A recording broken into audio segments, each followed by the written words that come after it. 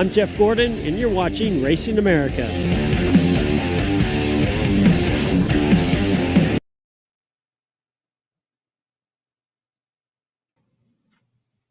Oh, there we are, live and in charge on a Tuesday night edition of everybody's favorite racing and sports talk show. This is indeed the Revved Sports Show from Texas. Showtime, Bobby Chaffee. That's me right here. And then across the way there is Rodney Rodriguez, the Iceman, going retro tonight, sporting your Dirty Air merch.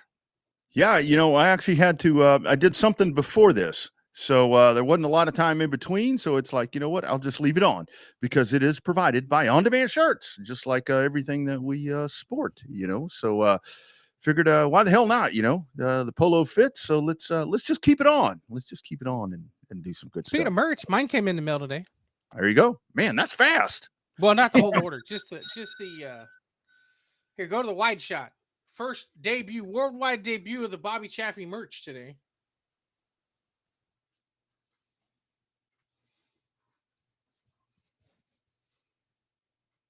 Coming soon to a store near you. So Showtime Bobby T merch from On Demand Shirts coming up here shortly. So got to tell them where you can get it, man. It'll probably be tagged along if you look in the show description right here. And if you go to revvedupsportshow.com, you can go to the top and there's a merchandise thing up there at the top. You can click on there. I'm assuming that's where that may be. I don't know what it will be at some point. I got to finalize everything. That's my proof of concept there. So there you go. So so I'm sure you'll be able to find that right there. And the cool thing about that is it's really cool to have that kind of stuff. I mean, these polos and all that, where it's kind of more exclusive to us, being the host or whatever. And we've got the on-demand shirts, right there. I think it is. So always really cool with that. But the t-shirts and all that, lots of times you can go to that. You can go to that online store, but odds are if you ask us, if you happen to run into one of us, which more often than not, it's going to be Bobby than me. We probably have some of that shit laying around. So just ask and we'll be glad to hook you up because ain't nothing wrong with that. So well done, man. On Demand Shirts, best spot for your gear needs. Doesn't matter what you're doing. Doesn't have to be just racing. I mean, they do all kinds of stuff. Yeah, if you can brand it, they can make it. Yeah. So they're more than just shirts. On Demand Shirts is the name, but they do koozies and they do those really cool custom embroidered hats. We'll get some more hats for the people that have been wanting the Revved Up hats. We're getting another batch of those done so we can have some more of those to pass out. Those were really popular. Those will also be for sale if you can't catch us at a racetrack near you at the merch store that Rodney alluded to. So yeah, it's lots of good stuff happening. Kind of, I would say the rain and stuff caught the mid portion of the season here and actually caught a lot of places out. Including the Braves and the Reds at Bristol. And then, of course, the Cars Tour had that wonderful 2-day show that they weren't intending for. So, but the rain, here locally, I mean, we got rained out again on Saturday with our friends over at Cotton Bowl Speedway. I was getting ready to go, change, and ready to rock and roll. And right before I get out in the truck, I get the text from our buddy Sugar Sean Folsom and say, "Hey, man, we rained out." I was like, well, damn, okay. Well, I was on the way, but I guess I'll find something else to do. And we'll get a firsthand analysis right there of everything going on at Hickory as Spencer Davis will join us just past the bottom of the hour, around 35. He'll jump in and kind of tell us about that because, what they get 56 laps in, I think it was on 54, 56, something like that. Yeah. Then they had to reset and finish off in a little sprint. And then before that, around 15. And I say that because we're Eastern, whatever, depending where you're at. But about a quarter after, we'll talk to the winner over at Auburndale. Nick Neary will join us as well. So star-studded program that we have, talking short track racing right here with hashtag Real Race Talk. But yeah, I talked to a lot of folks, and it's like, man, weather is killing you guys in Texas, and that really has been the case, when it comes to the racetracks around here because it's. And the bad thing about it is, like you were talking about right there, it's like everything looks totally fine. I mean, we've gotten to the point to where, like here, it really does. It feels a lot like coastal stuff because during the week, I mean, it's hot, it's humid. Some days it's really hot, even though we're not hitting those triples digits like we typically do. but it's hot. There's nothing going on. But then on the weekend, that's when Every damn weekend it feels like it's raining. yeah, and the bottom falls out. I mean, it's not anything. And I think what cripples us a lot with our racetracks around here, probably the same thing around the country, is that, it's like, well, it's a dirt track. You can race. Well, it's not the track itself. It's like the pits. When you get the pits and, nobody comes in a cheap trailer anymore. So that's true. Nobody comes in an open trailer hardly anymore either. Yeah. Nobody comes in an open trailer. So, those big rigs are going to get stuck. So yeah, I'm going to calm down on that. Somebody was like, can you got to calm down? I'm like, I don't know. I'm just speaking the truth. I mean, nobody comes on an open trailer. I mean, hell, I bought an enclosed trailer when I was still at it right there at the end. So, yeah, but that's the thing. And it's like here with Texas, and that's where it's really, I mean, you really get the full aspect of it, because as big as Texas is, I mean, we're raining out down south. They're raining out all the way up north, but it's always on the weekend, it seems like. It always rains on Saturday. Here lately, it's been Saturday mornings and Saturday afternoons after the racetrack's been prepared all week, where they got the food cooking on the grill, getting ready for a Saturday afternoon, and boom, it happened at my track down at Texana, and it happened at Cotton Bowl. Like, it was a late show. Like, there was already cars in the pits already there at Cotton Bowl. Yeah. So it was a bad deal. Everybody, we didn't hear any horror stories online about people getting stuck in the pits this time. So that's good news. Well, there's cars in the pits because they get there at midday. Oh, wait a minute. I'm sorry. I'm supposed to calm down here. They don't do that on dirt. They don't go at midday. That's only pavement. Some do. Most do. Hey, there's our man, Michael Lindsay. Yes, Corpus is one where it never fails right there with Corpus, and that's whole Texana's kind of in the same band right there, to where it's like that stuff hits along the coast right there, and it just starts pushing over. And like Corpus, for one thing, I mean, it's sitting right there, so they're kind of doomed to fail when you get those storms in there and those fronts. But like we said, it doesn't rain a little bit; it rains a bunch. So in a short period of time, that's the part that sucks. So very short period of time, absolutely. But we did have some racing that got into the two guys that we're going to talk to tonight. They were winners this weekend, so we'll talk with them and get all of those. Oh, look right here, our man, terrible Tim Sewell. He got stuck. Oh, hell, he parks at the entrance. How the hell did he get stuck? He got there too early. Oh man, those pits. I mean, Cotton Bowl is so hard, because that's the thing where I wish with Cotton Bowl that if I could wish them anything at all, it would be pave the pits, because the way that they kind of slope right there, the water kind of holes up at the top. I've been stuck in those pits a couple of different times, and it does become a mud hole when you get stuck in that. But the parking lot's not all that great either. It's just straight flat. I know that track right there. If you could have a paved pit area, that would save a lot of headache for them. But I will say the Cotton Bowl has kind of gotten over, because you remember when they first opened, I mean, it was all the time. They've had a lot better luck, it seems like. Your track and the Race Ranch are the ones that really seem to be in Texas kind of taking the brunt of rainouts and such. 4 out of 5 or 5 out of 6 rainouts, I think, is where we're at right now. We were able to get that 3-day show into a 1-day Saturday show with our buddy Kevin Rogers for the Atzenhofer Chevrolet Summer Shootout. So that was good. But other than that, yeah, we haven't really raced a whole lot here. And then you got our friends at I-37 with the front stretch wall collapsing, so they're not racing. So that's we've been kind of fiending for it here. If it wasn't been for the streamers, we talked about find a streamer near you. Hell, none of the racetracks here have been racing because of rain and other circumstances. We've been able to take in some racing across the country with some of our various streamer friends. Yeah, if you get a chance, if you're catching this on Racing America or one of the other platforms, check out I-37, as in Interstate 37 Speedway, on Facebook. That's over in Pleasanton. Folks say it's San Antonio. It's not in San Antonio. It's not even close to San Antonio. It's about 40 miles away from San Antonio. Yeah, but check that one out, because they had a storm over there, and it knocked their front retaining wall down.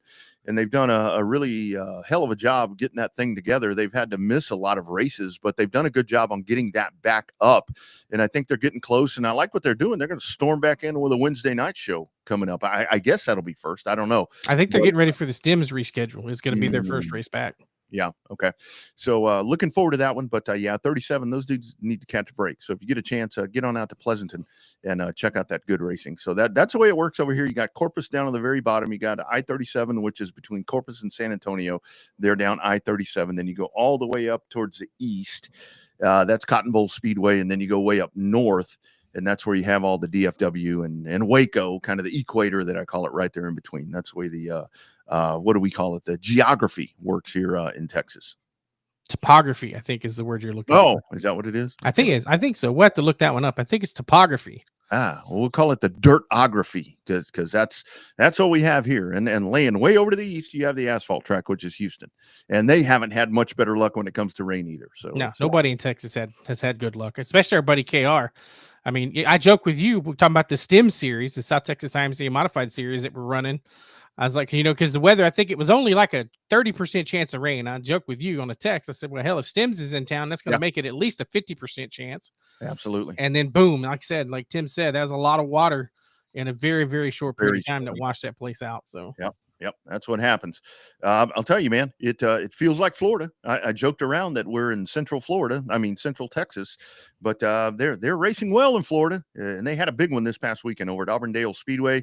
You had the UARA, the super late models, getting after it over there with a big, huge event. The 154 going on, just a huge event, and up at the top of the pylon when that was all said and done. One of the guys from right there, very familiar name to Florida race fans, is Nick Neary that joined us here on the Revved Up Sports Show. Mr. Nick, how you doing, sir? I'm good. How are you guys? Doing well, man. Doing well. So we're over here bitching about weather in Texas. It kind of feels like what you guys go through. Let's talk about the weekend for you guys. Much smoother, it seemed like on the weather front, I guess. Yeah, it's we got pretty lucky. I know they were calling for rain earlier in the week, but it was definitely a hot one though.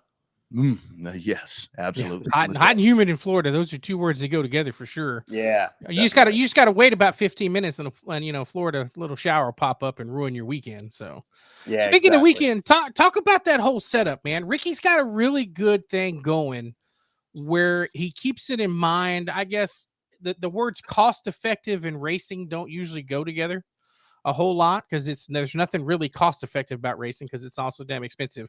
But I think the format he has is working from your perspective as a racer that runs over there in that series and those tracks. What is your opinion of that? Yeah, I think Ricky does a really good job, keeping a lot of his races to a set of tires, at least for the race. I know a couple years ago for the Big League, they had limited testing tires too. I know they're talking about possibly doing that again this year. So as much as he can, he tries to keep the budget racer in mind and do what he can to help us out and make us competitive with the bigger money guys too. And isn't that the thing, Nick? Because having been to, a lot of the big races and, having watched you, many times myself and called a couple of your races, as a matter of fact, to see when you get out there, I always say, and I think it rubs people the wrong way to where a lot of those big races, it becomes a tire donation thing because, it's like you're going to buy all these sets of tires to go practice. But I think with what Ricky's done there with the UARA, I mean, it really does. It gives everybody about as equal of a shot to be competitive in one of these things. Yeah, definitely. And I think that's a lot of the reason, like the Big League Memorial has taken off so well. It's a big money race that's still just, it's a 4-tire race. And being, so close to the Derby and getting as big as it has, I think has been really impressive. The last couple of years we've been 40 plus cars, and I think it's only going to keep getting better. Absolutely. Well, I think that part of it too is that the Florida racing scene is so dynamic, and I don't think people give it enough credit for how dynamic it is. When you think, when we come up with, you think of Florida racing, everybody's like, oh, snowball derby, which is fine because that race has actually, it's earned what it has for 57, 58 years now. Talk about the other racing in Florida, though. I don't think that you guys down in Auburndale and even over in the Freedom Factory and stuff like that get enough credit for the damn good racing that you guys do over there because it is fun and entertaining to watch. Yeah. And, especially the last couple of years at Auburndale, the late model fields have been really big. They're averaging 20 plus cars on the local shows. Those have been really good. And it's really good racing. Auburndale's been running twin 50s most of the last year or two. That format seemed to work really well. A lot of people really enjoy it. It's a lot of really good racing. And Nick, I think this weekend was real indicative of that in the fact that you had a Southern Super Series race going on in Mobile, and there at the same time you guys at Auburndale. I mean, it was a great car count. I mean, the fan count was exceptional. I mean, that track never lacks for fan attendance. I think that just really shows how these programs can kind of offset themselves a little bit and still both produce really good stuff. Yeah, there's. I think Auburndale had a lot of local cars that don't travel. You know, there's a lot of guys in South Florida where it takes so long to get out of Florida that traveling to, you know, other series and stuff makes it a little bit tougher. You know, even talking about like Pensacola, a lot of the guys down here hardly consider that part of Florida racing. So, you know, getting the such a strong field of local cars out was really cool. And then you had a handful of guys that kind of traveled in from out of town. Mm-hmm. So, you know, I think that I think Florida is unique because sometimes you guys have that same problem that Texas has, where people forget it's a hell of a long way to go from north to south in Florida. You know, going from Tampa to Daytona, that's easy, right? That's a hop, skip, and a jump. But north to south is kind of a long damn way, just like it is in Texas from north to south. I think you brought up an interesting point about, you know, the guys don't consider that, you know, all the way in Pensacola, you know, light years away. And I think that's the case. Do you run into that a lot? I mean, in terms of like, you know, when you end up saying, oh, we can race here, but yet if you're looking north to south, you know, you got a 3-4 hour ride just to get to the racetrack. Yeah, definitely. And I think that like there's a lot of good cars in South Florida and a lot of guys that really don't travel too far because of that. You know, you get Michael Atwell, who's doing a lot of traveling now with Chris Davidson. You know, for a long time, he kind of just stayed in South Florida. Jesse Dutilli did a handful of trips up to Pensacola, but really didn't travel much past that just because it's so tough. You know, from where I'm at to Pensacola is, you know, 8.5, 9 hours. Damn, So that's a long way to go to not leave Florida. Yeah, absolutely. So I'm glad you mentioned Atwell there. So let's kind of talk about the end of that race on Saturday. So kind of sitting there watching that as that was going on. Could you see that? It looked like the great Kabuki green flame coming out of the side of that car, man. And I love what Jake said. I've never seen green coming out of the brakes right there. Kind of talk about chasing them down right there, making the pass and finishing that thing off. Yeah, I couldn't see it in the car. I've seen the pictures and everything online afterwards, but you know, over the radio, even before the halfway break, you know, getting in the information that, you know, his rotors were glowing pretty good. You know, the big thing, you know, at Auburndale, like I said after the race, you know, 50 lappers, there's guys that have a problem with the brakes fading. So I knew that was going to be a really big issue. So I was trying to conserve as much as I could, which, you know, got lucky with the invert and starting up front. I could kind of maintain that and keep the clean air and air on the brakes, I think was a big help. But yeah, you know, I kept getting the information of his rotors glowing and it getting worse and worse. And I started to make that push towards the end. You know, about 2 laps after I really started trying to get after it and make a run back up to him, I saw him kind of miss 3 and 4, and I knew he was struggling. Yeah. So what is it? What your personal racing preference, Nick? Are you one of those that wants to know every little detail? Or do you just say, give me the bare minimum, shut the hell up? Because, I mean, when you found out that brake was glowing, I mean, and you got to the inside and made the pass, it's like, is your team telling you, go, go, go, get it? Or are you just like, I got this, you know, let me make a couple of runs? I mean, and then you're like, if his brakes aren't working, what happens if I get in front of him? Like, what else going through your mind right there? I mean, how do you handle that? I mean, is the team just yelling or you just like, I got it? No, it's my buddy Garrett was spotting for me. He does a really good job. It's kind of a mix, you know, getting the information when you feel like you need it, but not overloading you and talking on the radio all the time. You know, Auburndale being a little quarter mile, it doesn't take long to get around there. So too much talking on the radio, things happen quick.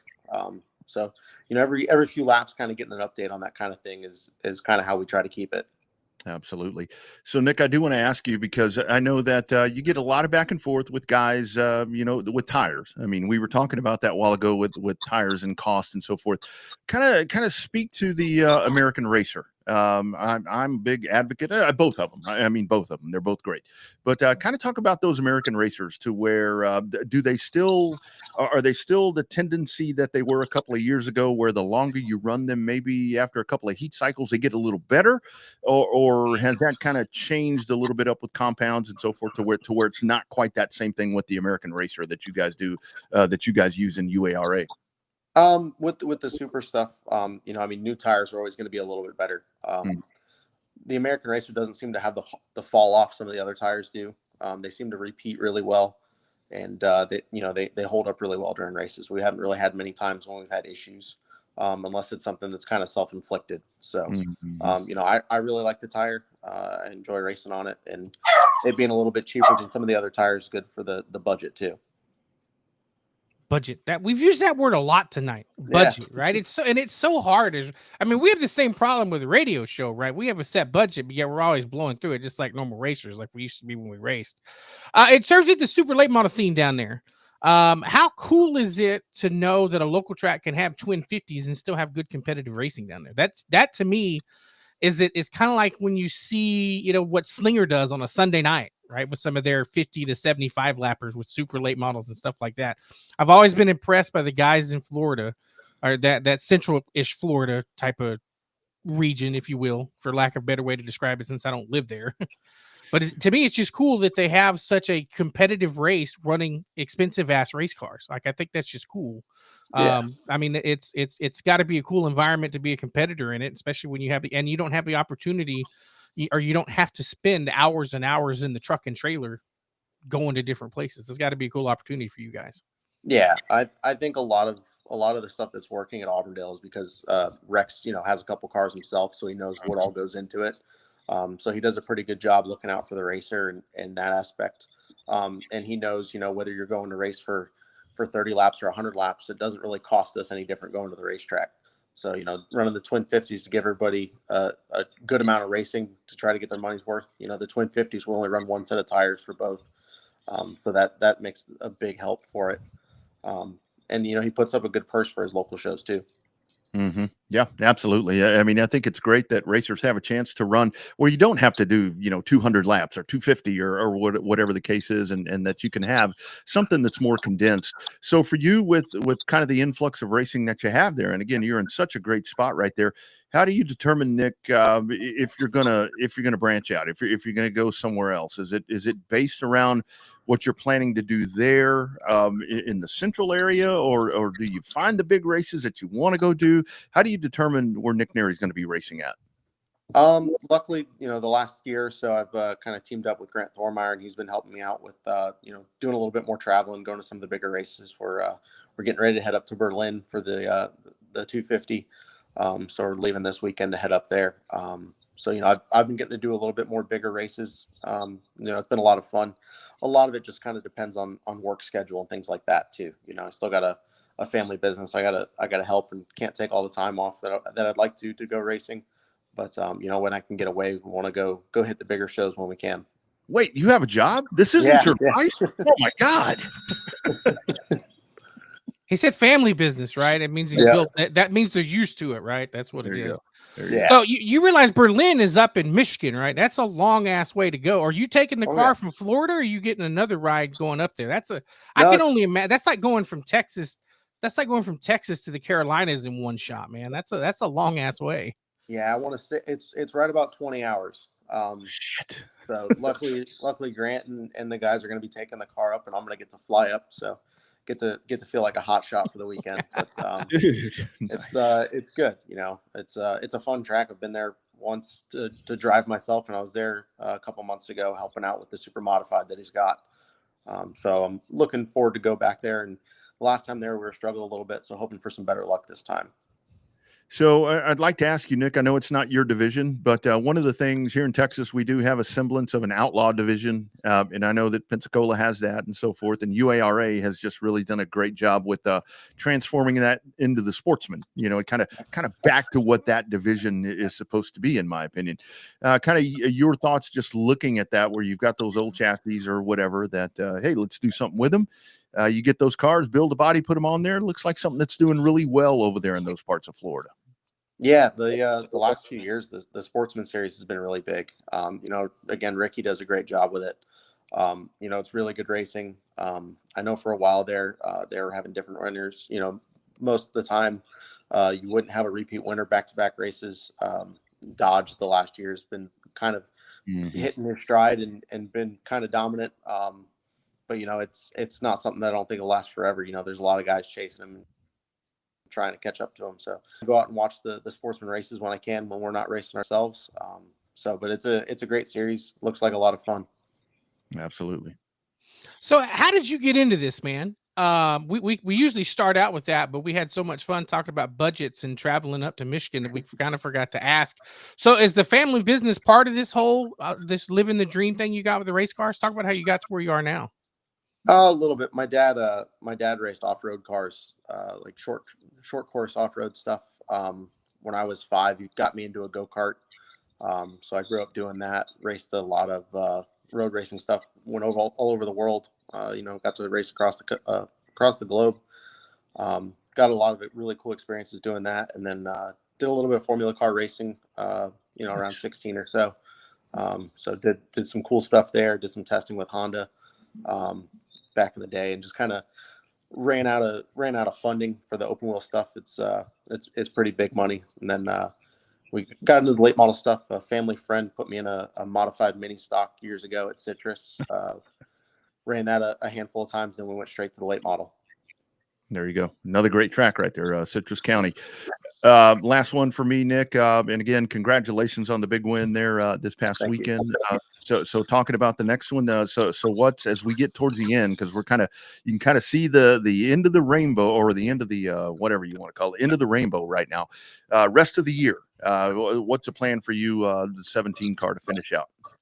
I think really the plan is going to be to kind of follow the UARA stuff. We've got Berlin coming up. We've got a race at the Frank Grill Memorial up at South Alabama. There's going to be a race at Mobile, and then the Bigley at the end of the year will probably kind of end it off. Excellent. That's fun. Which one are you looking forward to the most? Because Mobile, it's a big time speed plant with that flat front straightaway. But then Berlin's wide open too. Which one are you looking forward to the most? I always look forward to the Bigley every year. That's the one I've been really close to winning a handful of times. I feel like I've lost it just about any way I could. Hoping to finally get the win at that one. And plus, only about 15 minutes away, so it's always nice going to race and getting to sleep in your own bed at night. There you go. That's awesome. Lastly, Nick, I did have one more. Kind of when you mentioned the Bigley, kind of talk about those folks over there, your race fans, the folks in that general vicinity where you guys are. You've got some of the best race fans in the country. I mean, those folks, they are diehard. They are all over this stuff each and every race. I mean, I always know what you're doing because I can jump on Facebook and boom, there it is. So kind of talk about that, Sunshine man. State Racing, man. They keep there us it is. informed. Yeah. Man, they're great. They do awesome, promoting all this stuff down here. And they spend a lot of time doing it, and they do a really good job with it. And especially, going into the Bigley, they'll probably be starting here pretty soon, making the calls and getting all the drivers down from up north that they call around to every year, and doing everything they can to make that event bigger and better every year. Absolutely. By the way, good job. I saw on Facebook you finally did the profile picture with the lady. I saw that it took that long. She's over here laughing in the background. Good job. Way to go. That helps you race more often, I think, probably. Exactly. No, she's a big race fan too. So absolutely. It's absolutely. Love it, man. Great job over the weekend, man. Look forward to following along and getting more checker flags for you, my man. Yeah, thank you. All right, man. Take care. There he goes. Nick Neary, winner at Auburndale. Nice job. And it was Atwell. Woo, that thing was glowing. That finish was fun. That finish was really entertaining. That was one thing that the couple of the races that were on that we got to watch and see, they were both pretty damn entertaining to the finish. Yeah. that was some really good stuff right there. And like he was talking about, I mean, it's just the Auburndale. I mean, those racetracks right there. It's always it doesn't have to be a big Bill Ingram Memorial 154. I mean, just a regular race night over there. You click on there and it seems like a big damn deal. And that's when we That's talk what about you want, though, that's right? exactly As what a racer, you want to race in races that feel like a pretty big damn deal. that's As a exactly race fan, you want to go to the races that are pretty damn big deal, and you feel like you're having a good time with it, and you want to be there and have a good time, and be part of those big events. It doesn't always have to be a mega event. Not every race needs to be a snowball derby. Not every race needs to be the speed weeks there at New Smyrna, right? I mean, yeah.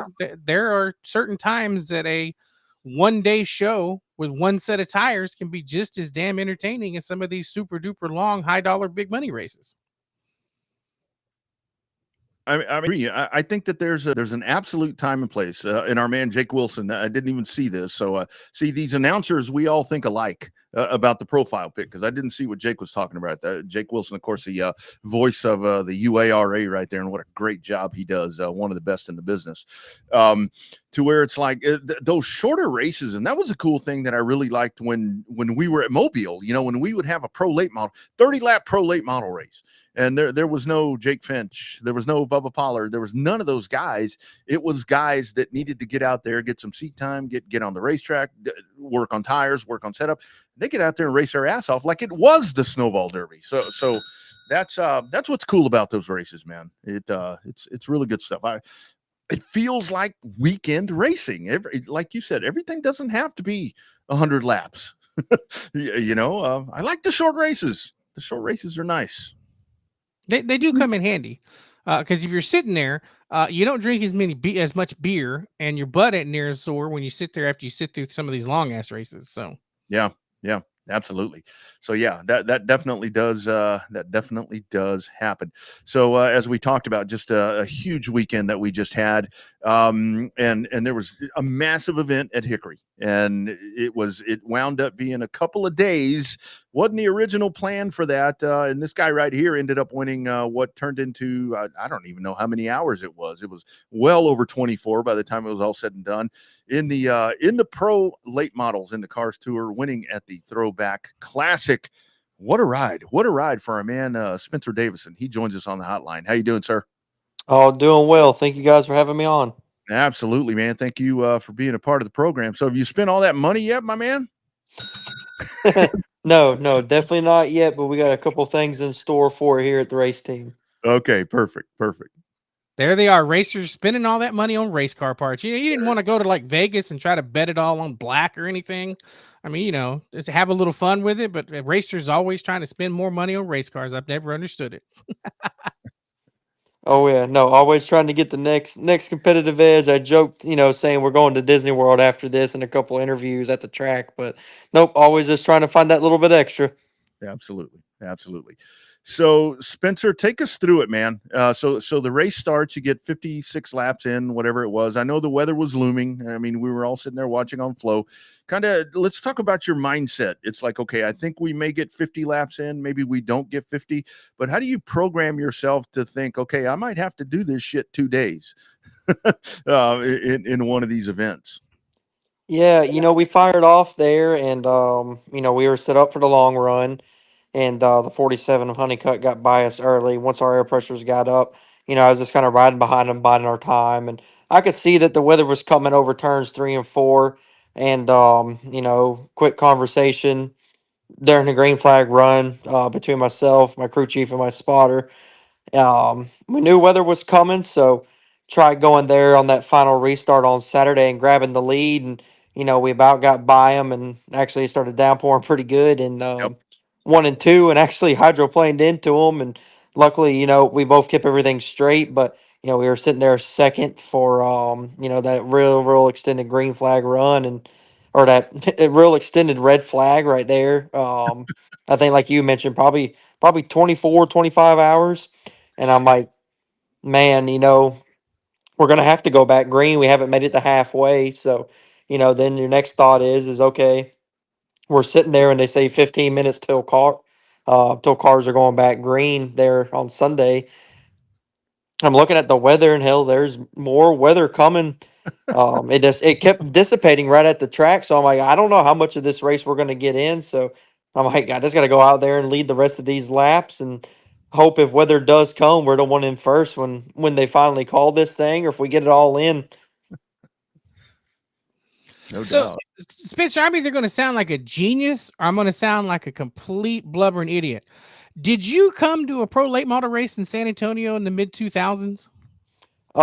Yes, sir. Like early 2010s, I think 2012, 2013, Yep. we came to the second to final race at San Antonio Speedway. Actually, all because of Chris Davidson and his dad trying to keep that place going and trying to get guys to come over there. Yeah, Spencer, I call that race. But I am actually the one that called you to victory that night, and I remember it's like there's a young kid out of Georgia here, and man, put a good whooping on him, if I seem to remember that correctly. Any memories of that track? It was in pretty beat up condition at that time, but she was kind of racy, wasn't she? It was that track was awesome. I remember when we rolled in.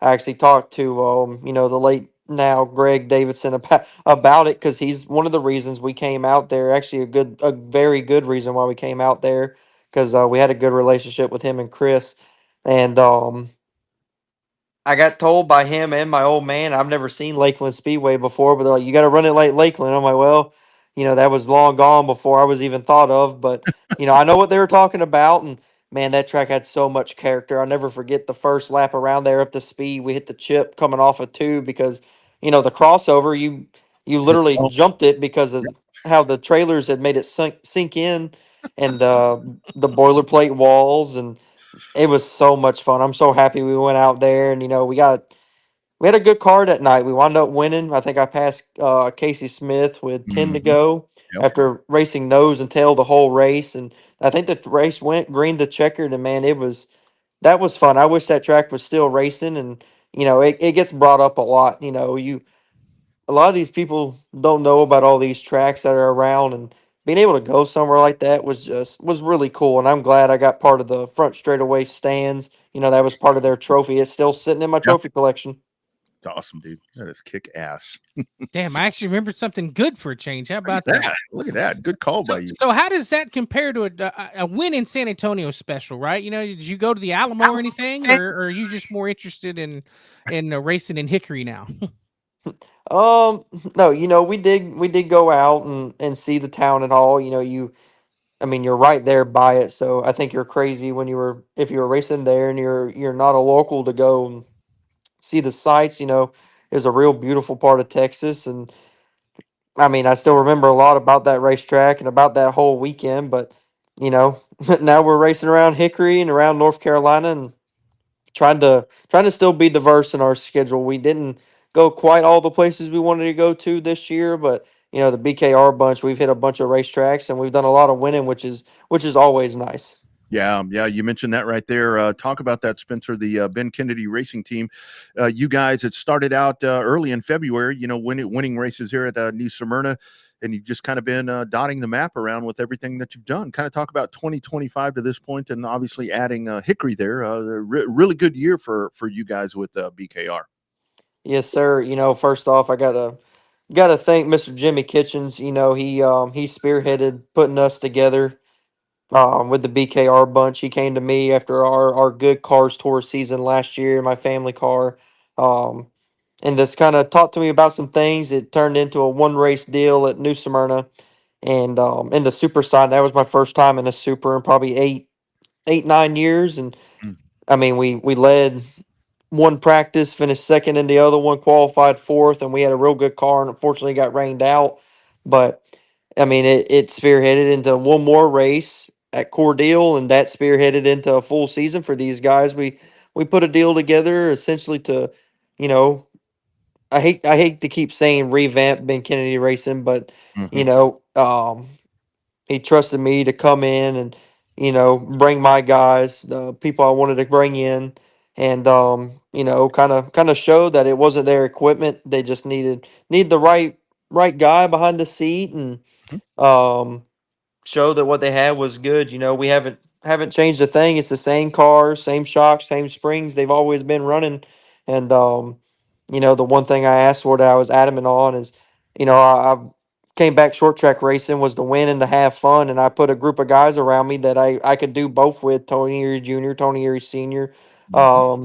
One of my best friends, Keith Lord, up there spotting for me, as well as another great friend of mine, Brian, who works on the car every day.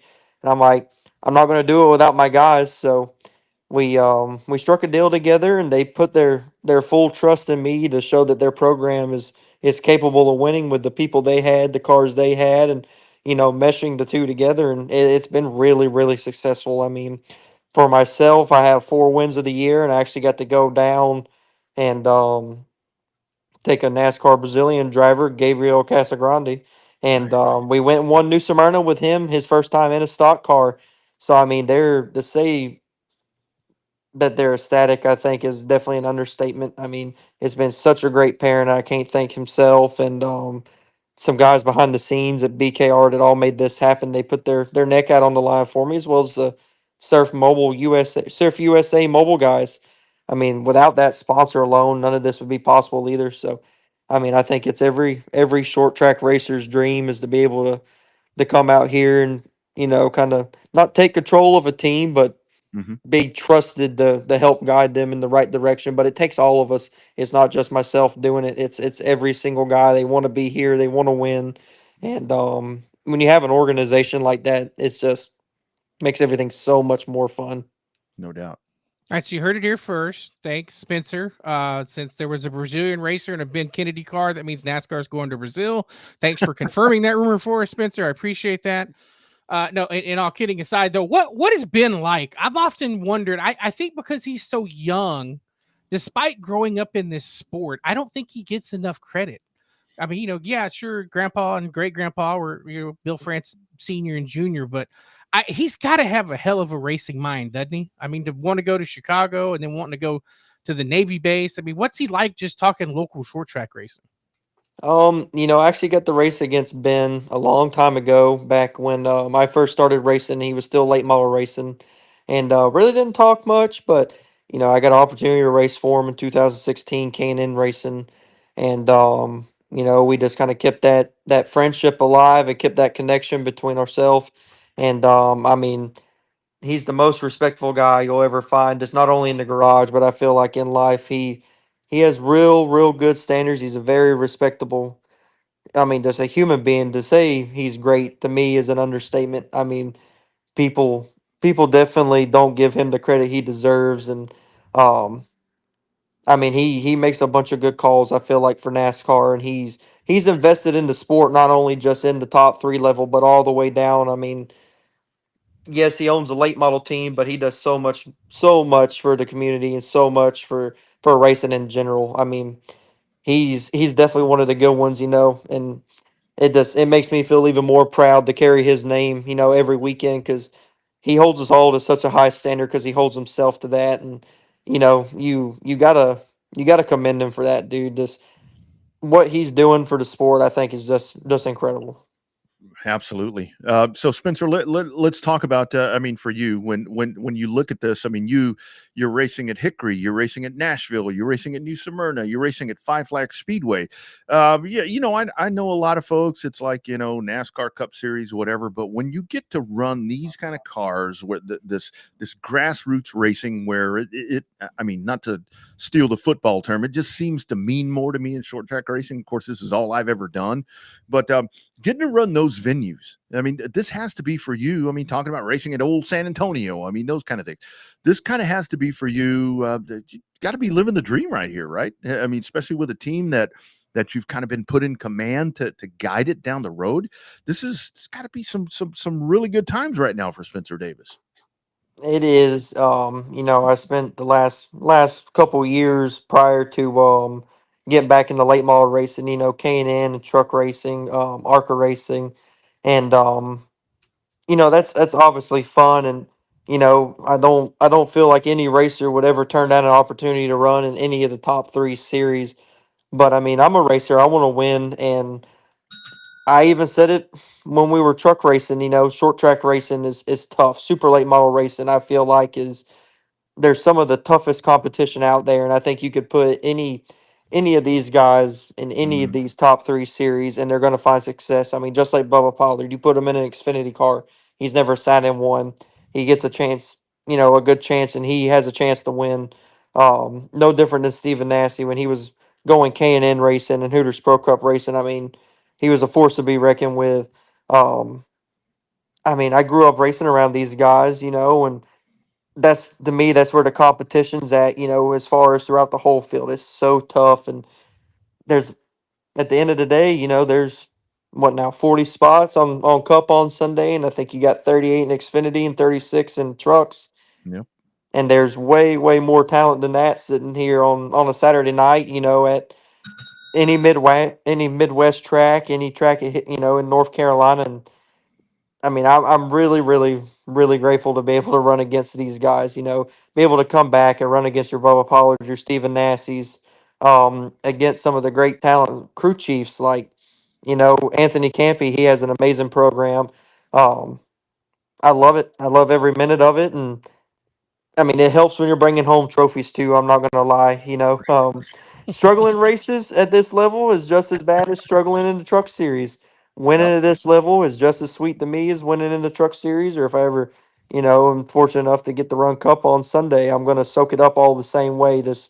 I'm passionate about what I do, and even when I was spotting a couple years ago, not really racing. I mean, I got the same thrill when we'd win them ARCA races with Landon Lewis and Bruce Cook as I did just this past Sunday. Mhm. Yep. So, Spencer, it sounds like it's more about the journey for you. Like, what is it? The journey, not so much the adventure. Like, it's like you haven't taken any of it for granted. And it's like when you mentioned that you had as much fun and the biggest fire when you were spotting versus racing yourself. Has that a mindset that you just developed over time, or through circumstance, or is that just something that you're just a racer and you want to be part of it however you can? I've been racing since I was 4 years old, starting in go karting, and at some point, unfortunately, when you become an adult, you got to look yourself in the mirror and say, "Hey, driving race cars may not always pay the bills." I mean, it's a tough sport. Um, hell, we just won 30 grand right this past Sunday, but last month we went down to Pensacola in the Super, and I think we ran ninth. So stuff can change in an instant, and just being around the sport is what I love. I love wrapping race cars. I own a vinyl business. We make T-shirts. I've spotted. I've done all kinds of stuff, and there's so many people you meet along the way that have driven at some point, and you hear stories about them being successful, and um, it's you got to put it into a realistic perspective, and when you get opportunities like this, you really got to soak it up because I could show up tomorrow on the way to work and something could happen. I could no longer drive no more. It could be a Right. health problem. You could get in an accident, and just anything on earth could happen. So, just being able to be around the sport I love and in the capacities I've been able to do it is what I really enjoy. Absolutely. Absolutely. Well said, my man. I've got one more for you, Spencer. Again, thanks for jumping on with us on a Tuesday night here on Racing America and Revved Up, the Revved Up Sports Show. So, with the Cars Tour, obviously, you guys there with the pro late models, it was, I was very kind of suspect when everything went down, kind of the change in ownership and so forth, to where you had some of the, let's call it what it is. You had some of the big league guys that came in and they were going to take this series. But from what I can see, I mean, they've enhanced the entertainment value, which is always a good thing. But at the same time, it seems like for you guys, the competitors and the teams, they really give you guys just an amazing platform to go out there and perform in places like Hickory and the places that we're talking about. Kind of talk about being on the inside of the Cars Tour. I mean, it really seems like that thing is just blossoming as the modern day All Pro and ASA from back in the day. For sure. I've got the Run Cars Tour since the second year has been in conception. I ran it on the super side and the late model stock side when Jack McNeely was running it, and the Cars Tour has always had that Pro Cup, ASA, UARA feel where it's like it's definitely the best around North Carolina. They know what they're doing, and like you said, when Junior, Burton, Harvick, and all of them got together, we were what I call big car racing.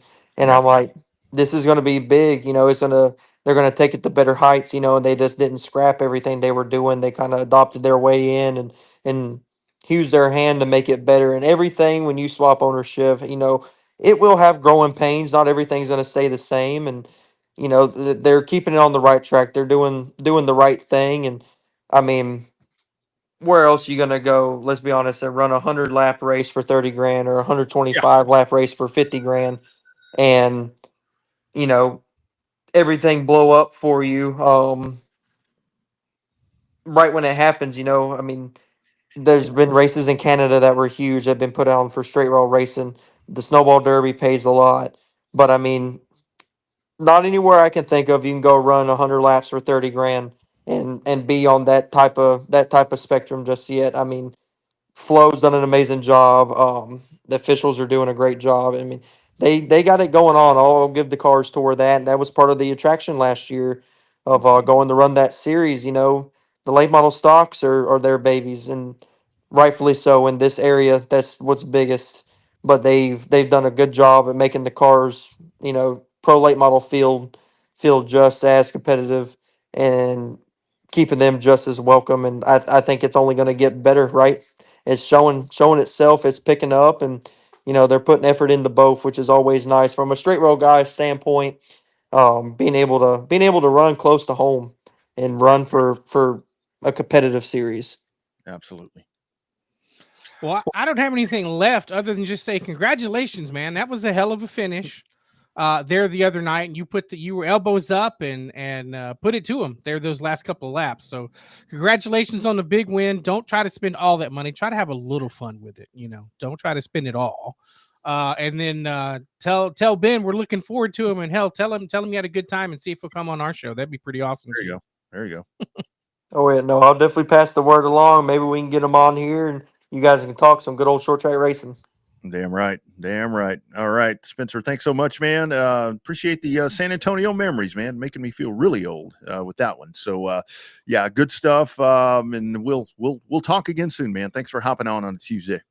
Thank you guys for having me again, and looking forward to the next one. You betcha. Take care, man. Thank you. You bet. There he goes. Ben Kennedy Racing. It is Spencer Davis, winner of the Pro Late Models over at Hickory Motor Speedway. And that, damn, that track, it just looks, God, it's so worn out, but yet it's one of those, don't touch it. It's wore out. It's bumpy. It is just, it's kind of like the Rose Bowl to a certain extent. It's rough around the edges, but when you pull up at that joint, you're so, it's kind of like, well, I guess like North Wilkesboro, but I think it's lost some of its luster since they went in and put all that money into North Wilkesboro, but Hickory's still there. It's the same old monster it's always been. And, it's got a good Saturday night program for the most part, but these big races that they bring in the tours and stuff like that, it's a special place. The birth of NASCAR stars. It's, next generation showing out of that place too. It really is. It really is cool to watch, especially like his class, like Spencer's class. I mean, when you watch a Pro Late Models, which I mean, the suspension on those cars, everything that's built into that. You know that they are built to handle whatever. To see them bouncing around like that, it's like you feel for the guy that's behind the wheel when you had the pile up at the end of the race, in the throwback race and the late model stock car race, when you had that wreck at the end and those guys are out of control, it's like, okay, they're sitting there bouncing around, but when the car started sliding, it's like they gained speed, heading for the tire barrier. So it was that's one of those racetracks that it's a quarter mile. I mean, it does. It feels like, for us, it feels like CC Speedway. That's exactly what I think of when I see that. And I guess my heart breaks a little bit when I see that. Anyway, but just a hell of a weekend for them, hell of a weekend for the Cars Tour and people. This is where you see the whole, like we're talking about with North Carolina with asphalt racing, short track racing. Damn good crowd considering everything, because that thing was way late by the time they finally got all that thing done. 11 o'clock when it was over, wasn't it? After the red flag and everything, it might have been maybe it's 11 o'clock here. It was pretty late. It was Cinderella was starting to dance, that's for sure. Yeah. Yeah, absolutely. And kind of one of the stories to talk about there again, Spencer winning that race in the pro late models. In that whole weekend, and one of our guys, I reached out to him. It was kind of one of those last minute things where I'm like, let me check in with Caden Honeycutt. Not able to get something put together for tonight, but Caden, kind of a bad scenario there for him in both races, depending on how you look at that. Um, I don't know, the restart thing. The play-by-play guy said he got a heck of a good start, and that's all the play-by-play guy said, right? Yeah. And no disrespect, we've been there, right? We know that, how that's the double-edged sword, right?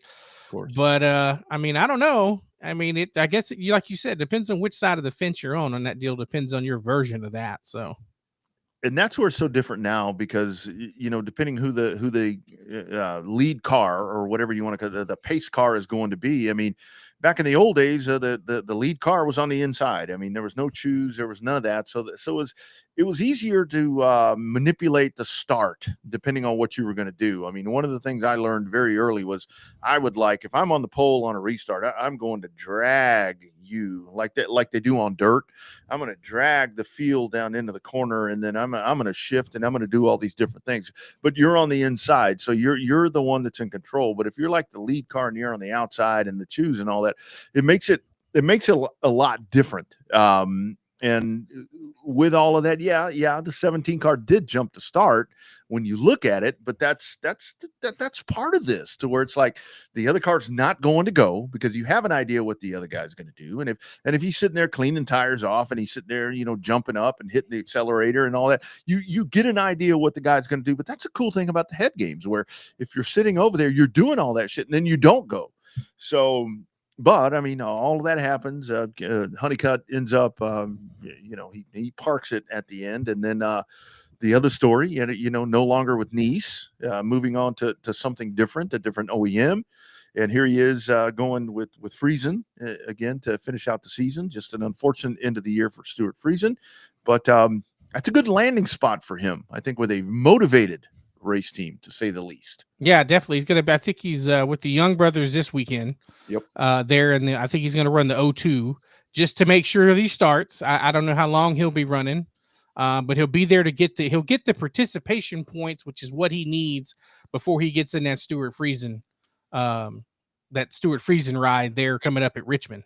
So I think that it's a tough deal. In reality, though, that whole start thing saved him a race car. Because if he doesn't get that good of a start, he's going to be piled up in that. Yeah. For sure. So it's a blessing in disguise. Yeah, he lost out on $50,000. That is a big bummer.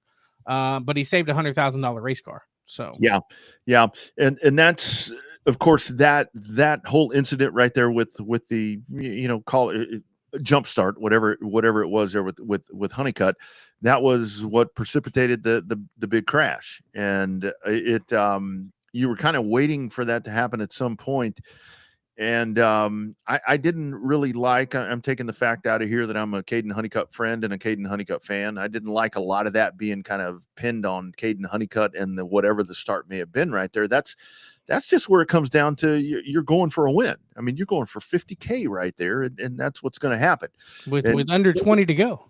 Yeah, and you tore up a lot of stuff, but that's the nature of what we have. I don't care about the surface. I mean, we see that all the time on either surface, on dirt or pavement, to where you get down to the end of one of these things, and people are going to get aggressive, and you're going to pull out all the shots, especially. And you had to know that with these guys, they had to be pretty damn frustrated. That was a long weekend, and I just hated that you did get a lot of stuff tore up, and that's just kind of the nature of the beast right there. And when it all comes down to it, I mean, who's at the front? Minnie Terrell's there, and right place, right time. Almost had it, almost called it. Fryer almost had it. Out of nowhere. I'm sitting there watching it, and it was like, as this thing's going on, I'm watching the ticker, and it's like I'm seeing cars bouncing around everywhere. I'm there, Jared Fryer, just clicking them off. Pretty good run right there for Minnie Tyrell and Jared Fryer, 1 and 2 right there at the end of that one. Yeah, pretty good. I mean, but you can't blame Caden for a 3 wide coming out of turn 4 either. No. So that's not necessarily his fault either. But I mean, I thought the biggest thing, though, I think as long as we've been in this, though, there is still racing, and you have it with football and the other major sports, but there is such an entertainment factor involved with racing that sometimes we especially with the jobs that we have to do by taking boring races and making them exciting. When you have an exciting race that does it on its own, that's pretty damn exciting too, and it makes it a lot of fun. So Yeah. that to me, it had that little bit of level, it had that extra level of excitement to it.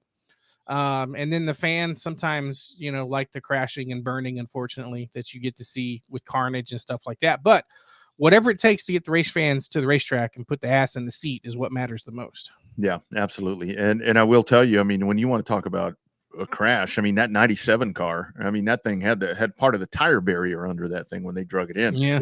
I mean, that was a hellacious crash. And this is where you go back to, this is where you talk about tracks with character, to where when that wreck happened, I was hoping that the weather would stop at Hickory, or that the rain would stop, because I'm like, as much as it's raining, so much of that shit's going to seep into the pavement because there's cracks everywhere. So that's what you have going for you, is that you've got a banked racetrack, and with the cracks, that stuff is going to go in. But you can't use a jet dryer because it's just going to tear the track up. And that was the other thing, where it's like, well, whatever, just Charlotte's down the road, why not have a jet dryer? It's like, because then you have no surface. So that's kind of a pointless idea right there. But it's like when those dudes hit the tires, it's like, holy shit, it's like a whole nother storm. And I don't know what they put. Did you see that? Because it wasn't speedy dry. They put this white shit down there. I don't know what that was to soak that stuff up, but it's like they take off and there's white. It looked like cocaine all into turn one. I'm like, what in the hell is going on? I mean, I saw it, but I was like, that's interesting. My, I was like, yeah. I mean, like we used to joke about, when there's too much kitty litter, close your eyes, it puts a little bit of glitter on you, and you tell your better half you was at the races and not the lounge. So yeah, that stuff comes out, and I'm like, oh my God. But is a hell of a finish right there, and just a really entertaining weekend. And I got to tell you, and like when we were talking to Nick Neary, it was the other part of that is you had 15 super late models, I think it was, at Mobile. And I do want to give a shout out to our man, Eddie Shoemaker, a friend of mine. He is actually now, from something that I saw on the show before us on Racing America, we saw Tim and Steve talking about Eddie now the owner of Mobile International Speedway. And that's been quite the journey. Ordeal might be a good word, maybe. I will tell you that has been quite the whatever to get that done. And thanks to Miss Ida, for her time and everything that she's done there. But I think with Eddie and everything that he's done, to make Mobile, with that big event that they had right there, just when you want to count Bubba Pollard out, just when you're ready to say, and this has happened a lot of times in the last few years, well, Bubba's having an off year. He comes up and just whoops everybody. It's like these guys are doing whatever, and it's like, who's leading? Oh, it's Bubba. That dude is not going to lose at Mobile. No, he's not. He's got that place figured out with a rocket, and it's good to see. I'm assuming he's going to end up in Berlin for that big 250 race. I don't think he's doing that. I don't think he's not going to do that one. I don't think he's doing that one. And that's where I have to think that he's maybe more solely focused. And that's the other part about it, to where, like when we were talking about with Nick, because it seemed like, because with UARA having their big show at Auburndale, it was like, and it took me a little bit to realize, I'm like, oh shit, you got Southern Super Series and they're both running at the same time. They both had really good car counts. So that's where I'm like, okay, well, I mean, whatever. I mean, and that's what you want. That's what you want. You want that to happen. And but Pollard, geez Louise, come on, man. This dude, it's he beats Matt Craig and Colby Howard and Cole Butcher. Horrible run. He finished 7th. Yeah. Well, after the tear he's been on, anything other than a podium is going to be a letdown.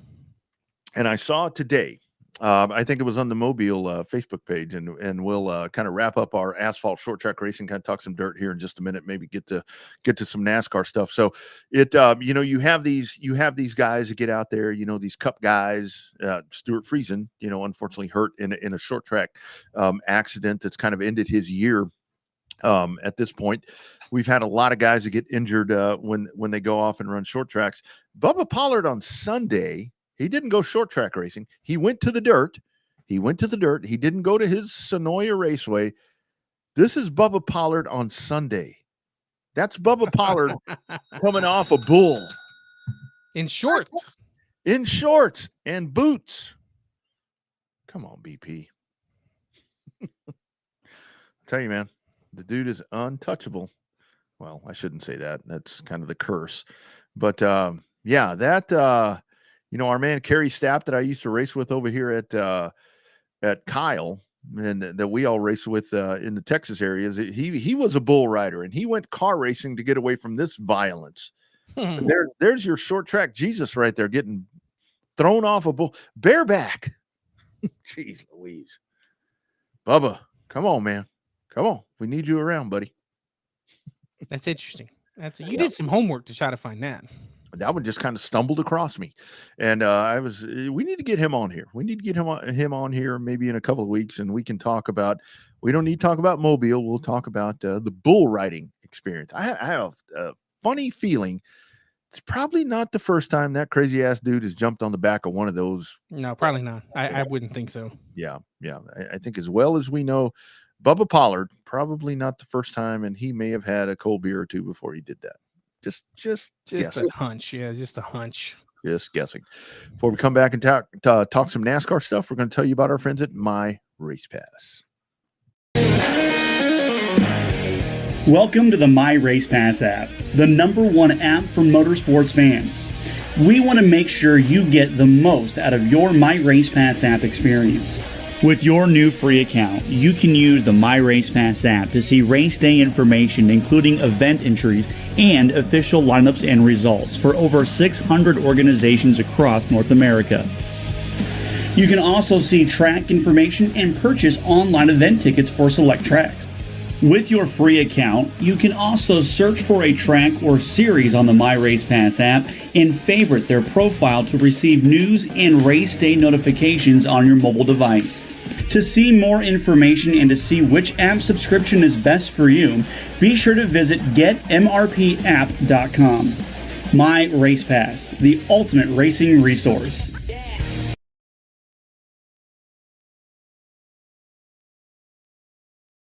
Precision, consistency.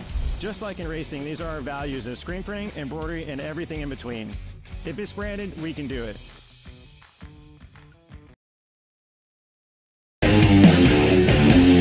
Hey, I'm Ross Chastain, and you're watching Racing America.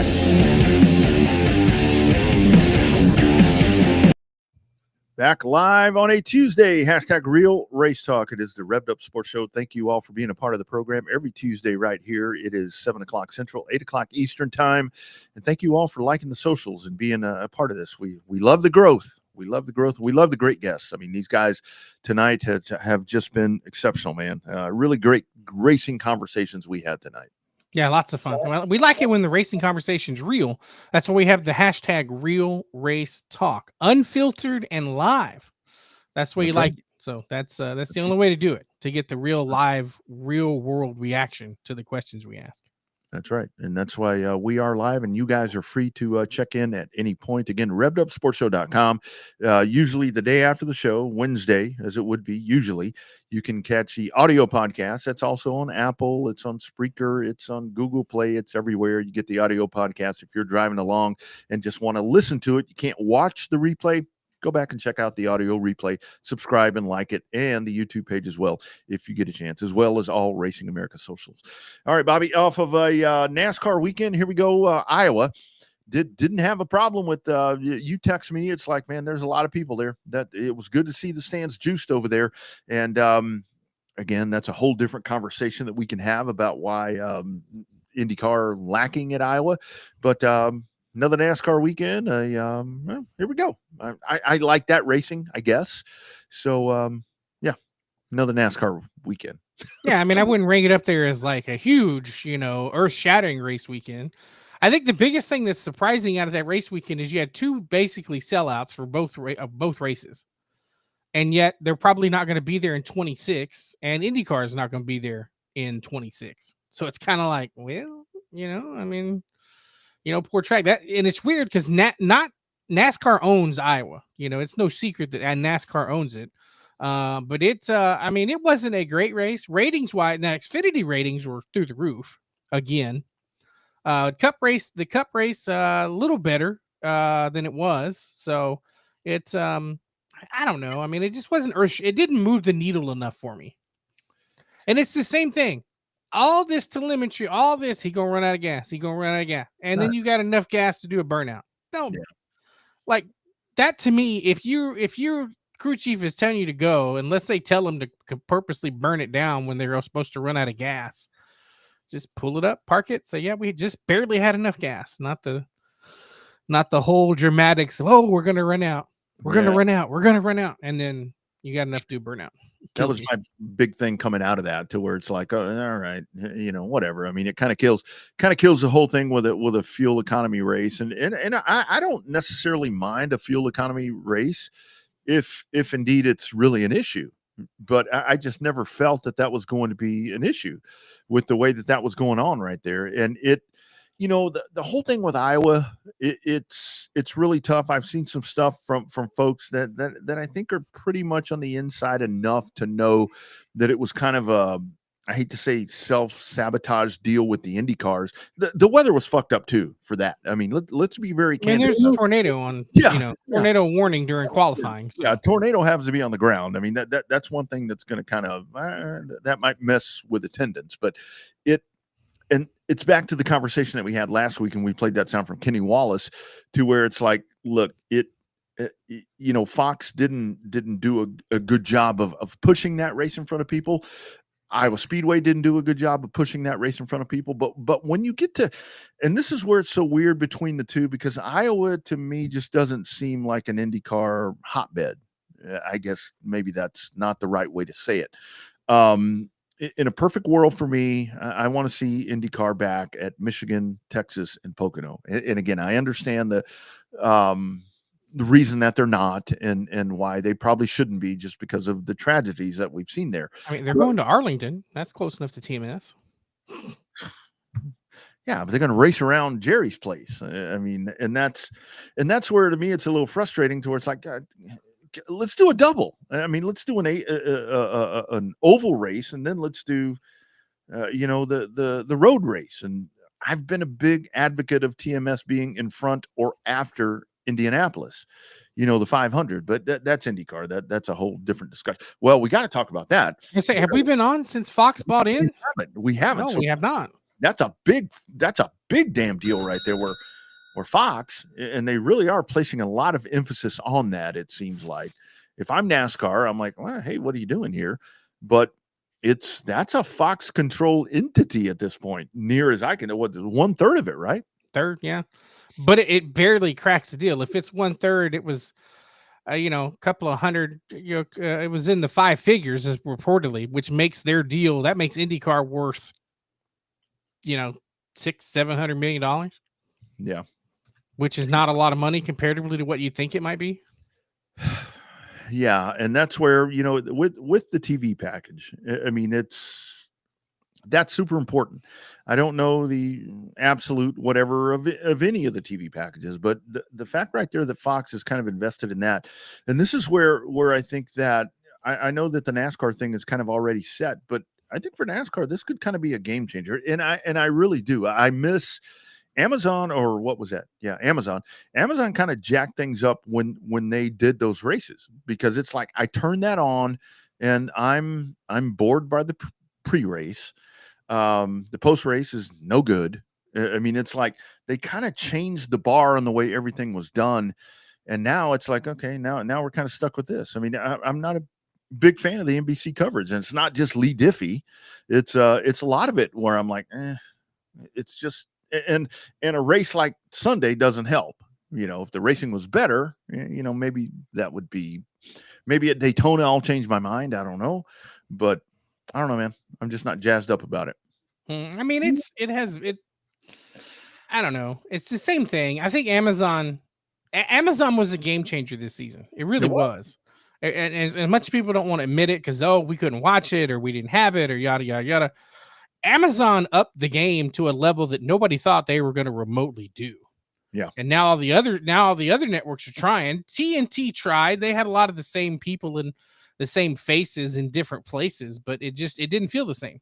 No. That Amazon coverage felt like Fox felt 25 years ago.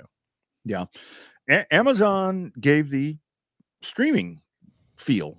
I mean, kind of the gloves off, to where you're not restricted on things.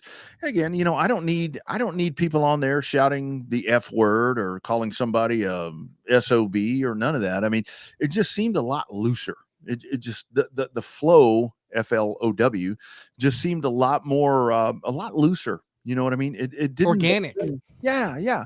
It didn't seem it seemed like people broadcasting a race that were there to have a good time and trying to deliver the best product that they could to the end user. Which is weird because that's what we said about NBC 4 or 5 years ago. I know. And it's like, and that's the thing where so often to me, and I hate to feel like the get off my lawn guy when it comes to where I listen to a lot of the NASCAR coverage now, whether it be in print or on the Twitter or whatever. It's like, it's the same people covering it and it's all covered in the same way. And I think that's what was so cool about Amazon, even though they didn't do anything that was outlandish. It was just covered in a different way. Yeah. And I know that sounds stupid, but I don't know. I just, it feels like we're back to just cars going around the track on Sunday, with not a lot of whatever, I don't know. I mean, at least the only good thing is with this TV deal they got is that every major network that has it, the 4 major networks or 4 major entities, they all got a crown jewel race. Fox got the Daytona 500. Amazon Prime got the Coke 600. TNT got the Brickyard 400. And then NBC is going to have the Southern 500 and the championship race. Mm-hmm. Pick your poison on what you like better. I still wish we lived in a universe where Indy 500 and Coke 600 were on the same network on the same day. Yeah. Well, the other part about it is I see a lot of folks that are kind of casting shade at NBC or whatever it's called, to where it's like only 4 of these final races are going to be on NBC. But you just look at that. That's where these sports or these broadcast companies, they spend a lot of money for these rights, but they're invested in so many different things. I mean, if you turn on NBC and just on the actual big NBC, if you turn that on, I mean, they're heavily invested in golf. They're heavily invested in all these. I mean, they are one of the biggest PGA TV providers that you're going to find. And whether you like it or not, golf is going to win out over NASCAR. I mean, they own the Golf Channel. Yeah, absolutely. And I love Peacock, the Peacock, as I say. I think that's a great avenue there. I mean, I happen to think for the folks that say, oh man, it's pretty bad that you're cast off on USA. I'd rather be on USA than FS1, because to me, USA is more of a recognizable. Of course, I think of Raw, Silk Stockings, all of those shows. Yeah, well, it's in more households, and you don't have to get an extra sports tier, to watch USA. Yeah. Although FS1 is pretty much now a standard sports tier now. Mm-hmm. Unlike when they put all the races on NBCSN, where you had to do like double sports tiers to get NBCSN, but NBC spent all that money to get subscribers and a user base to want to get NBCSN. That's what it was used for. That's the only reason Amazon did it. They wanted more people to get Amazon Prime. Mm-hmm. That's why they spent money. In a roundabout way, it's reverse advertising. Mm-hmm. You spent the money to get this. It's no different. TNT got the rights so they could get people to get eyeballs on TNT to sell more revenue, to sell more ad space, more runtime. Amazon did it the same thing, kind of the reverse advertising. They got it. Yes, they sold commercials for it, and they sold reads, and they sold spots and all kind of stuff for it. But they also sold a boatload of Amazon Prime subscriptions to get people to watch it. And that's the thing about it too, where if you think about that, and that's a great point, because let's say, a race on NBC versus USA. So when it comes to advertising, when it comes to trying to sell those spots, those 30-second spots, those 60-second spots, side by side, whatever, however you're going to do it, if you're an advertiser, you're probably more apt to do it on USA. It's probably going to cost you less. Cheaper, I'm sure. Yeah, absolutely. And then the whole thing is, I mean, with Amazon and all that, and it still amazes me that so many folks talk about with the streaming stuff, but they'll find a way to go to the in-car camera and Kyle Larson on HBO Max on Sunday, to where it's like, I was riding with Larson the whole race. Well, I mean, but yeah, you were complaining that you didn't want to watch Amazon Prime. And you didn't want to pay for it. Same shit. Yeah. So that's just another number, and that's where I tell, and this shit is really going to get crazy now, because with whatever's going on with the NFL and ESPN with the Red Zone, if Tomorrow. They announce that tomorrow. If this thing is done, this is, I mean, here's that shift where you talk about where this thing has been building, boom. Because Red Zone, when you think about NFL Red Zone, that is what, in my opinion, that is fantasy football. That thing was developed for fantasy football, for people. Well, that and ADHD.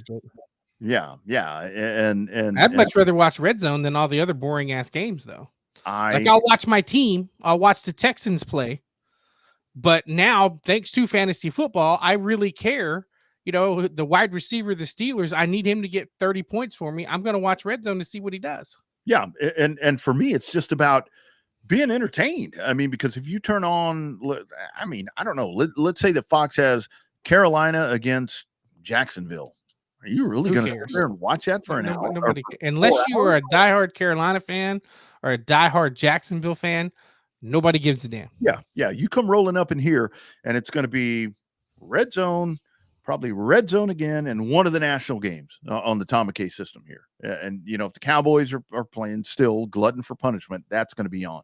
I may turn the Texans on. I may turn on if it's the Eagles and the Commanders. Maybe that's on. Hey, Redskins. That could happen. I doubt it, but that could happen. Indians too. Cleveland Indians. I could see Redskins before Indians, maybe. Yeah, well, I don't know. I as much of a pain in the ass that team was to me, I like that. I like that old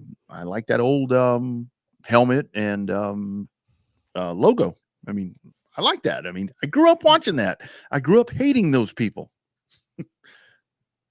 Not the Reds. The Washington Redskins. The team, not the. Okay.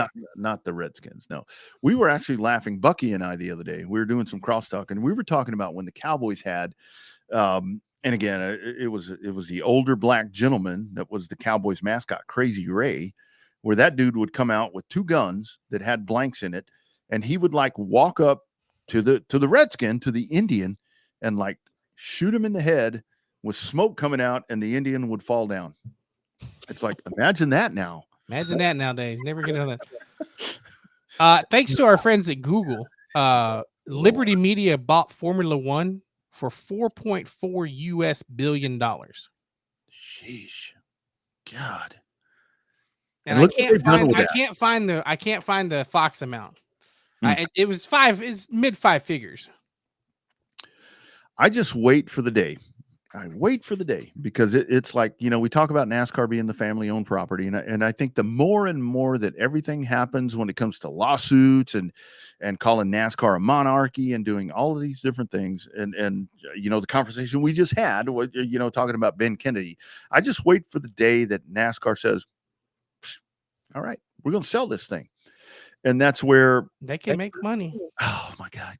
Can you think about that, Bobby? And just imagine the uproar. Because right now it's like, these kids, these, the France family and whatever that are doing this, that they've lost their way. They're not doing things the way. Imagine when they decide to say, all right, screw it. We're done. We're selling this thing off. We're going to make some money. And they will sell it to a media company. And a media company or a private equity firm, one of the two. Yeah. Either or. Yeah, let somebody else do this. You think that bringing in a kit car and doing all these, you think that that's radical? They warmed us up to that. We had a warning, and we had COVID in the middle of that to give us an extra year to wait for that to happen. Imagine when they sell this thing and shit just starts happening like that. We'll be dying to have the France family back. Man, I almost had it. I was trying to watch the Sports Business Journal. They said 135 million before it blacked out on me because I'm not a subscriber to the Sports Business Journal. Sheesh, that's a lot of money for Fox to buying into Penske. Man, that's a lot of money to watch car racing. To be part of it anyway. Well, you're buying your own content. Yeah, that's it. That's it. I just wonder how much the ESPN thing's going to cost over the air now if I can't get it as part of my Disney bundle. That's going to be for Red Zone. Yeah. Oh, yeah. I don't know. And yeah, it was announced tonight. Breaking news right here. Sports Business Journal.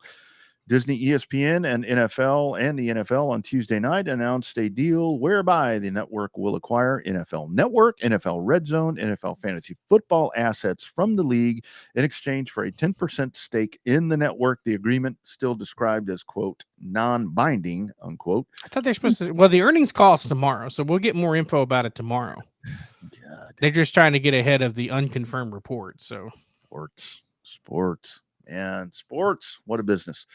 What a business. And that's why the whole NASCAR thing, if they ever decide we're done, holy moly.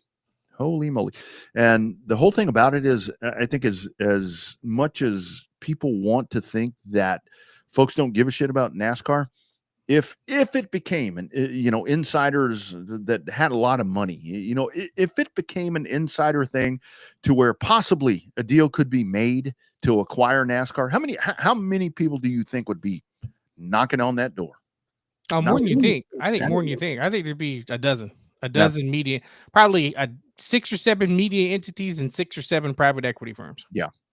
And I think Disney and ESPN, and that's where it's so amazing, where it's like, I'm not surprised this happened, because if you look at what happened here with ESPN and Disney, right before this came down, they laid off all these people. It was these massive job cuts in Bristol.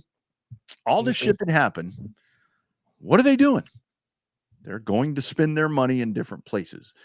It was like there's other ways to spend the resources, and they found it. Freaking the NFL Network and Red Zone. Jeez.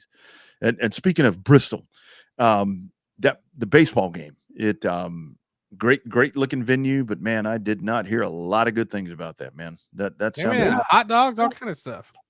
Hot dogs, no cheese for the nachos, none of that. They should have come here. I've got tubs of that Rico's cheese in my pantry that I could have sold them. But you know what though? $1. The most highly attended baseball game ever. Yeah. But, and we were actually talking about this morning when it came down to when folks were talking about logistics and all that. Why is it surprising that people couldn't get in and out of that place? They do it for a NASCAR race. Yeah, but they go like 4 days ahead. That's true. You go camp there. I mean, you can't just escape in and out of there. It's like a 1-lane little, like we talk about 812 out here. I mean, that makes 812 look like the tollway. Trying to get in and out of there. And it's like, I saw that where it's like, well, NASCAR does a good job with it, but yeah, but people camp. They go there, the races, the baseball game is Saturday, they go on Wednesday and they leave on Monday. The weather was bad, everything was bad. It was just kind of an all around bad deal. It's kind of a bad deal. And I still find people blaming NASCAR for that. Well, they can't control the weather. It's not NASCAR's problem that the game was a piece of shit and whatever. I mean, that's not NASCAR's fault. It's SMI, if anybody. Exactly. Or MLB. I mean, for doing it. I mean, it looked great. I mean, I saw some tickets that were sold for $90 that were, whatever. I don't know. People are going to. If it hadn't rained, I don't think it'd have been such a bad deal. The food thing and the in and out egress and all that was the big thing that I heard, and that was on the rain day. And you know what happens when it rains over there? It's never easy. So anyway, why we got to end on a negative note? We could find something positive to talk about. Let's see, what can we talk about that's positive? You guys are racing this weekend in Texas. Well, I mean, I hope so. I was ready to go last weekend and it rained out at noon. So I think this weekend's going to be fine. I think that everything's going to be all right to where you guys will get in. I think Corpus is this weekend as well, if I'm not mistaken. So, well, it is what it is. There's not a lot of dates, and weather factors in. I mean, just get on out to one of the racetracks here if you're going to. And 2 weeks away is our friends at Houston back in the business.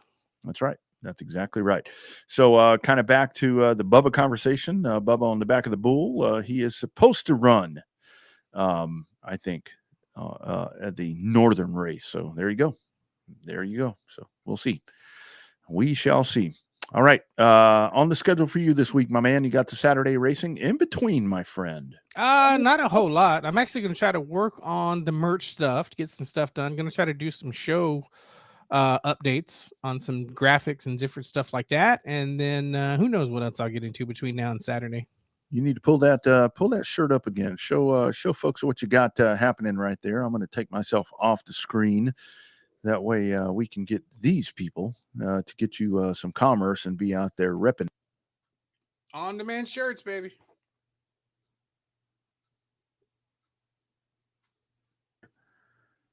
Take a look at that. Where'd it go? There we go. Right there. Yeah. There it is. Hard to see the camera when you got it in your face. So. Yeah. But that's the new BC merch. Be available soon, along with some hats too. So there you go. Get yourself one of those, my friends. Again, if you want some of the Revved Up merch, it's in the description. Also at revvedupsportshow.com. Click merchandise up on the top, and it'll get you over to it. All right, man. Great conversation tonight. Nick Neri joining Spencer Davis. Winners Tuesday with some late model guys. Yeah, it's going to be a lot of fun. By the way, we have been getting love on all the socials, including the Race America socials. Don't forget to show our YouTube channel a little bit more love. We need a few more subscribers on there, and you can actually be notified. One, it's really easy to be a subscriber. You just click it if you're on the TV, press the up button, and it'll pull up a way to subscribe to the channel. And then also, if you're already subscribed, don't forget to hit like and share the videos. If you hit a like button, it helps the the YouTube algorithm and gets us seen a little bit more. So. Yep, absolutely. Do that if you get a chance. Check out all the archives. Again, the hub is revvedupsportshow.com. All right, we'll do it again next Tuesday night right here, same time, same place, 8 o'clock Eastern, 7 o'clock Central. We'll talk short track racing, talk some NASCAR, talk everything, talk real life. It's right here, #Real Race Talk. It's Showtime Bobby Chaffee down south in Central Texas. I'm Rodney Rodriguez. I am up north. We'll see you guys again next Tuesday night for the Revved Up Sports Show.